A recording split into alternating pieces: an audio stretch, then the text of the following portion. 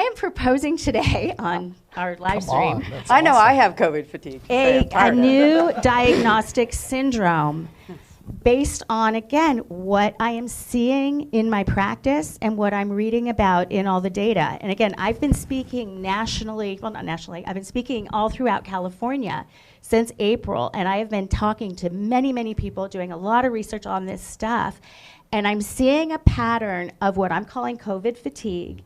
And it's kind of a compilation, so if anybody's a clinician is wondering where I got my diagnostic criteria from, some pieces are from a major depressive episode, some pieces come from PTSD or post-traumatic stress disorder, and others are from compassion fatigue. And so what I have found, and so I encourage you guys to kind of read through the diagnostic criteria and maybe keep track to how many yes you have. I haven't come up with a cutoff score yet.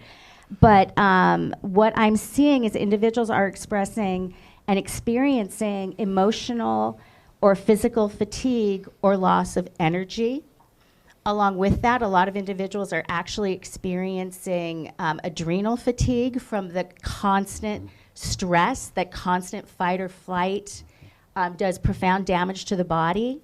And so a lot of the fatigue that we're feeling is that our adrenals are fried. Because especially early on, for the first few months of this, we were all terrified of this, invisible invader that could kill us. And we were all on heightened alert for several months, and that does not do the body well. But this has been going on now almost a year, and I think many of us are experiencing that emotional and physical fatigue or loss of energy. Likewise, individuals are feeling depressed or irritable most of the time. Another criteria is that there's a diminished interest, pleasure, or participation in significant or daily activities. Now, we know a lot of our daily activities we can't engage in because of the lockdown. But what I am seeing is even as things begin to open up, people that are experiencing COVID fatigue, it's like they don't even care anymore. They don't even want to go out to restaurants, or they don't even want to engage with their friends anymore. That there's this apathy and a lack of just interest of even going back to what their lives once were. Next, a lot of individuals are experiencing sleep disturbances, difficulty falling asleep, staying asleep, or restless sleep. I know this is a big one for me. I know my stress level has been very high, but my sleep has been horribly disturbed for the last several months. And for a lot of people, they may be oversleeping, undersleeping, but it's a definite thing that's going on. Can you do the next slide? Feelings of hopelessness, powerlessness, or numbness. When you experience a traumatic event, and especially when you experience a chronic traumatic event, like we are doing now with this lockdown and the pandemic, there is a profound sense of helplessness and powerlessness. There's nothing that you can do. And as we know, our governor keeps changing the goalpost. They first start talking about COVID deaths, then they change it to COVID cases. They first tell you don't need a mask, then they tell you do need a mask. You don't know what's going on. We've been feeling confused. We've been feeling so out of control that we have no power. And that is really one of the key pieces of developing any kind of trauma response. And that's why individuals that have a childhood history of trauma, the feelings of being so helpless, so hopeless, and so powerless and having no control is really what overwhelms them and then leads them to have post-traumatic symptoms in the present time. Another criteria is a lot of interpersonal disconnection or isolation. Initially, I think it was very hard for us to not see each other at work or to not go out for coffee or meet friends and be with people. A lot of people that are experiencing COVID fatigue at this point have kind of given up. Mm-hmm. And it's hard to get out and engage with other people. My introverts in my practice are loving this. They're like, this is my dream come true. That's my dad. But even what I'm seeing, some of them are kind of like, I miss my friends, but I really don't want to go out. Mm-hmm. And I'm a huge extrovert, and I love to go out, and I know for me too, I'm just like, I don't think I even want to get out of my pajamas today.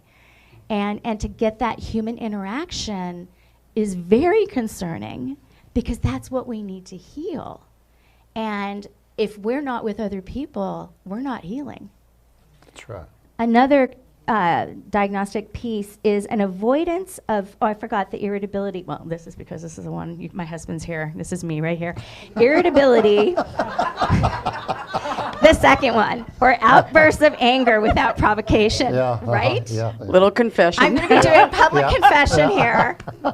didn't know. People, because of, am I like totally red? I'm sorry, honey. That's awesome. Please forgive me. But it is that, you have no idea, trust me. You can talk to him on the break. You have no idea. That frustration. Yeah. And that sense of helplessness and powerlessness and what we will do to try to get control. And we've got that short fuse. A lot of people, and I'm afraid to actually see the divorce data from this time because the anger and the irritability, I've seen relationships crumble. It's been a really, really difficult time for interpersonal interactions because the stress level is so high. And so I'm admitting that's me. The next category or the next symptom, avoidance of thoughts or conversations about COVID-19. This is when you turn off the TV and you're like, I'm done. I don't want to have anything to do with this. I can't talk about it. It's kind of like what you were saying. I'm done. I'm done. I'm done. Mm-hmm. I'm tapped out. I don't want to talk about it because it just brings up all of those emotions again of feeling so trapped and that there's nothing that you can do. And then lastly, I put a diminished ability to think or concentrate.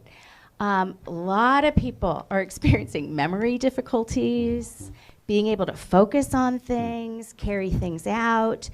It is being so inundated with having to defend against the emotional experience that we're having, defend against what's the latest thing today. Now they're opening everything up again. Oh no, now they're closing again. It's just so overwhelming that people are wanting to shut down. So I don't know if this fits. Would any of you in the room, any of you on Zoom, does anybody feel like they're suffering from COVID fatigue? We've got some hands. That and the hair Gestapo.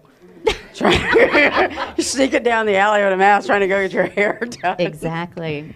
Or your nails done.